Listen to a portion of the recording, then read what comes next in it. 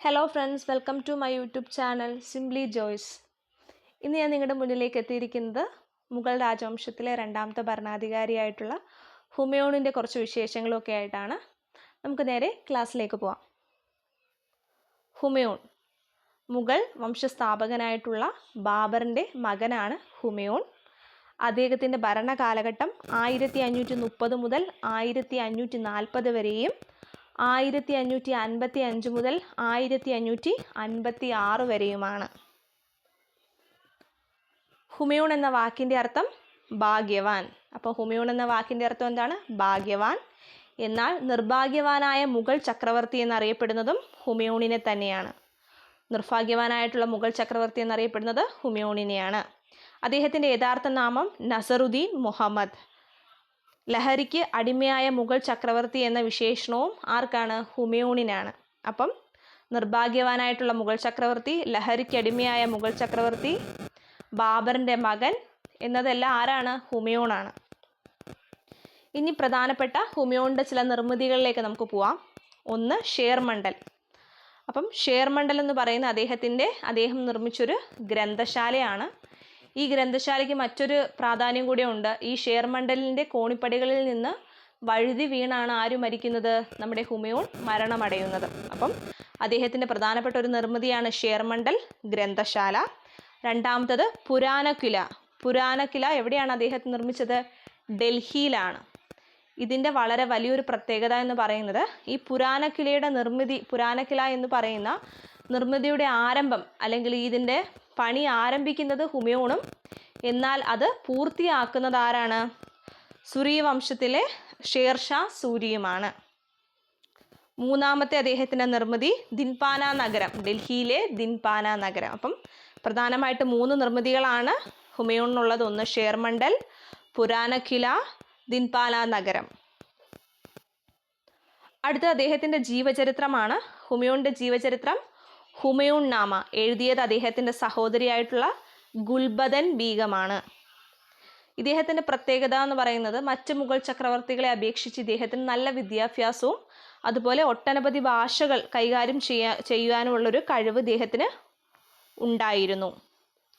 ഹുമയൂൺ സദസ്സിലെ ചിത്രകാരന്മാരാണ് ആര്? സെയ്ദ് അലിയും സമദും. അപ്പം ഹുമയൂൺ സദസ്സിലെ പ്രശസ്തരായിട്ടുള്ള ചിത്രകാരന്മാരാണ് സെയ്ദ് അലി ആൻഡ് സമദ്. ചൗസ കനൗജ് യുദ്ധത്തിൽ ഹുമയൂണിനെ പരാജയപ്പെടുത്തി അഫ്ഗാൻ നേതാവായിട്ടുള്ള ഷേർഷാ സൂരി അധികാരം പിടിച്ചെടുത്തു. അതിലൂടെ എന്താണ്? സൂരി രാജവംശം സ്ഥാപിതമാകുന്നു. ഇതെന്താ നിങ്ങൾക്ക് മനസ്സിലായോ? നമ്മളിതാ ഇവിടെ ഇയർ പറഞ്ഞപ്പോൾ ഒരു ഗ്യാപ്പ് വന്നല്ലേ? 1530 മുതൽ 1540 ശേഷം പിന്നെ ഹുമയൂണിൻ്റെ ഭരണം വരുന്നത് എന്നാണ്? 1555 മുതൽ 56 വരെയാണ്. അപ്പം ഈ 1540 ശേഷം എന്താണ്? 1540 ആ ഒരു സമയത്ത് 39-40 കാലഘട്ടത്തിൽ battle of Chausa, battle of Kannauj, അപ്പോൾ ഈ 2 യുദ്ധങ്ങൾ എന്താണ്? ഈ ഷേർഷാ സൂരിയുമായിട്ട് ഹുമയൂൺ നടത്തുന്നുണ്ട്. അപ്പോൾ ഈ യുദ്ധത്തിൽ ഹുമയൂൺ പരാജയപ്പെടുകയും അതിൻ്റെ ഭാഗമായിട്ട് മുഗൾ രാജവംശത്തിന് പകരം എവിടെയാണ്? ഇന്ത്യയിൽ സൂര്യ രാജവംശം നിലവിൽ വരികയും ചെയ്യുന്നു. അപ്പം ഇയർ നോക്കുക, 1539 ചൗസ യുദ്ധം. ചൗസ യുദ്ധത്തിൽ പൂർണ്ണമായിട്ടും എന്താണ്? നമ്മുടെ ഹുമയൂണിനെ പരാജയപ്പെടുത്താനായിട്ട് ആർക്ക് സാധിക്കുന്നില്ല? ഷേർഷാ സൂരിക്ക് സാധിക്കുന്നില്ല. പക്ഷേ 1540 പൂർണ്ണമായും എന്താണ്? നമ്മുടെ ഹുമയൂൺ പരാജയപ്പെടുന്നു. അതിൻ്റെ ഭാഗമായിട്ട് മുഗൾ സാമ്രാജ്യത്തെ തകർത്തുകൊണ്ട് സൂര്യ രാജവംശം നിലവിൽ വരുന്നു. അപ്പം ഈ കനൗജ് യുദ്ധത്തെ 1540 കനൗജ് യുദ്ധത്തെ ഗംഗാ യുദ്ധമെന്നും ബൽഗ്രാം യുദ്ധമെന്നും അറിയപ്പെടുന്നു. അപ്പോൾ ഗംഗാ യുദ്ധമെന്നും ബൽഗ്രാം യുദ്ധമെന്നും അറിയപ്പെടുന്ന എന്തിനെയാണ്? ബാറ്റിൽ ഓഫ് കനൗജിനെയാണ്, കനൗജ് യുദ്ധത്തെയാണ് 1540. അതിനുശേഷം 1555 പ്രത്യേകത എന്താ? നമ്മൾ കണ്ടല്ലേ, വീണ്ടും ഹുമയൂൺ ഭരണത്തിൽ വരികയാണ്. അപ്പം സിർഹിന്ദ് യുദ്ധം, ബാറ്റിൽ ഓഫ് സിർഹിന്ദ്. അപ്പം 1555 സിർഹിന്ദ് യുദ്ധത്തിൽ സിക്കന്ദർ ഷാ സൂരിയെ പരാജയപ്പെടുത്തി ഹുമയൂൺ മുഗൾ സാമ്രാജ്യം പുനഃസ്ഥാപിക്കുന്നു. അപ്പം ഈ ഷേർഷാ സൂരിയുടെയൊക്കെ ശേഷം പിന്നീട് വരുന്ന ഭരണാധികാരികൾ എന്താണ്? ശക്തരായിരുന്നില്ല. അതുകൊണ്ട് തന്നെ ഹുമയൂൺ എന്താണ്? കുറച്ച് കാലം വെയിറ്റ് ചെയ്ത് എന്താണ്? സർഹിന്ദ് യുദ്ധത്തിലൂടെ സിക്കന്ദർ ഷാ സൂരിയെ പരാജയപ്പെടുത്തി വീണ്ടും മുഗൾ സാമ്രാജ്യം പുനഃസ്ഥാപിക്കുന്നു. വർഷം 1555. അപ്പോൾ ഈ വർഷത്തിൻ്റെ ഗ്യാപ്പ് നമ്മൾ കണ്ടല്ലേ. അപ്പോൾ അവിടെ ഒരു ക്വസ്റ്റ്യൻ ഉണ്ട്. ഭരണത്തിൽ നിന്നും വിട്ടുനിൽക്കേണ്ടി വന്ന ഏക മുഗൾ ചക്രവർത്തി ആരാണ്? ഹുമയൂൺ ആണ്. എത്ര വർഷമാണ്? 15 വർഷം അല്ലേ. 1530 മുതൽ 40 വരെ ഭരിച്ചു. പിന്നെ അദ്ദേഹം 15 വർഷത്തിന് ശേഷം 55-ലാണ് വീണ്ടും അധികാരത്തിൽ വരുന്നത് അല്ലേ. അപ്പം ഭരണത്തിൽ നിന്നും വിട്ടുനിൽക്കേണ്ടി വന്ന ഏക മുഗൾ ചക്രവർത്തി ആരാണ്? ഹുമയൂൺ ആണ്. 15 വർഷക്കാലം.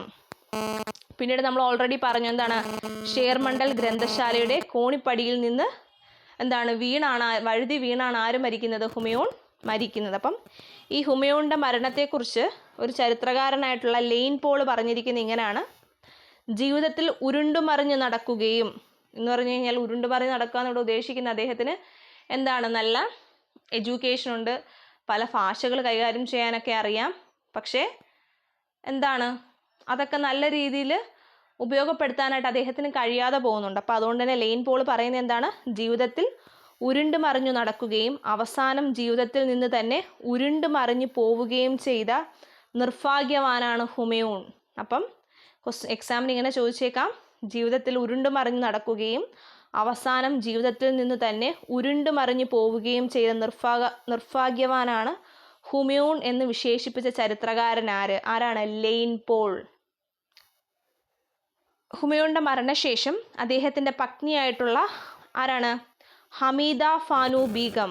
അദ്ദേഹത്തിൻ്റെ പത്നി ഹമീദ ഫാനു ബീഗം ഹുമയൂൺ മരിച്ചതിന് ശേഷം അദ്ദേഹത്തിൻ്റെ ഓർമ്മയ്ക്കായിട്ടൊരു സ്മാരകം നിർമ്മിക്കുന്നുണ്ട്. അപ്പോൾ ആ സ്മാരകത്തിൻ്റെ അല്ലെങ്കിൽ ആ ശവകുടീരത്തിൻ്റെ പ്രത്യേകത എന്താണ്?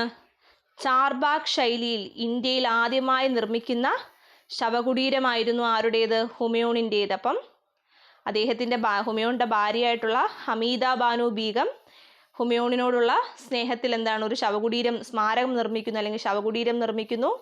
ആ ശവകുടീരത്തിൻ്റെ പ്രത്യേകത ഇന്ത്യയിൽ തന്നെ ആദ്യമായിട്ട് ചാർബാഗ് ശൈലിയിൽ നിർമ്മിക്കുന്ന ഒരു ശവകുടീരമായിരുന്നു ആരുടേത്? ഹുമയൂണിൻ്റേത്. അതുകൊണ്ട് തന്നെ ഇതിനെ താജ്മഹലിൻ്റെ മുൻഗാമി എന്നറിയപ്പെടുന്നു. അപ്പം താജ്മഹലിൻ്റെ മുൻഗാമി എന്നറിയപ്പെടുന്ന ശവകുടീരം ആരുടേതാണ്? ഹുമയൂണിൻ്റേതാണ്. ഈ ശവകുടീരത്തിൻ്റെ ശില്പി മിറാഖ് മിർസ ഗിയാസ്. ആരാണ്? മിറാഖ് മിർസ ഗിയാസ്. ഈ ശവകുടീരത്തിന് മറ്റൊരു പ്രത്യേകത കൂടിയുണ്ട്. തിമൂറിൻ്റെ പിൻതലമുറക്കാരുടെ വിശ്രമ കുടീരമെന്നും എന്തറിയപ്പെടുന്നു? ഹുമയൂണിൻ്റെ ശവകുടീരം അറിയപ്പെടുന്നു. അപ്പം 2 വിശേഷണങ്ങളാണ് ഈ ശവകുടീരത്തിനുള്ളത്. ഒന്ന്, താജ്മഹലിൻ്റെ മുൻഗാമി. 2, തിമൂറിൻ്റെ പിൻതലമുറക്കാരുടെ വിശ്രമ കുടീരം എന്നും വിശേഷണമുള്ള ശവകുടീരം ആരുടേതാണ്? ഹുമയൂണിൻ്റേതാണ്. ഏറ്റവും ഇമ്പോർട്ടൻ്റ് ആയിട്ടുള്ള മറ്റൊരു പോയിന്റ്, 1993 യുനെസ്കോയുടെ ലോക പൈതൃക പട്ടികയിൽ ഇദ്ദേഹത്തിൻ്റെ ഹുമയൂണിൻ്റെ ശവകുടീരം ഇടം നേടുന്നു. അപ്പം 1993 യുനെസ്കോയുടെ ലോക പൈതൃക പട്ടികയിൽ ഇടം പിടിക്കുന്ന ശവകുടീരം ആരുടേതാണ്? ഹുമയൂണിൻ്റേതാണ്. ആ വർഷത്തിന് മറ്റൊരു പ്രത്യേകതയും കൂടിയുണ്ട്. കുത്തബ് മിനാറും യുനെസ്കോയുടെ പട്ടികയിൽ ഇടം പിടിക്കുന്നത് ഇതേ വർഷമാണ്. അപ്പം 1993 തന്നെയാണ് നമ്മുടെ കുത്തബ് മിനാറും യുനെസ്കോയുടെ ലോക പൈതൃക പട്ടികയിൽ ഇടം പിടിക്കുന്നത്. അപ്പം നമ്മളിന്ന് ഡിസ്കസ് ചെയ്തത് ഹുമയൂണിനെ കുറിച്ചായിരുന്നു. പ്രധാനപ്പെട്ട പോയിന്റ്സ് എല്ലാം നമ്മൾ പറഞ്ഞു. എല്ലാവർക്കും മനസ്സിലായെന്ന് വിചാരിക്കുന്നു. അടുത്ത വീഡിയോയിൽ കാണാം. Thank you.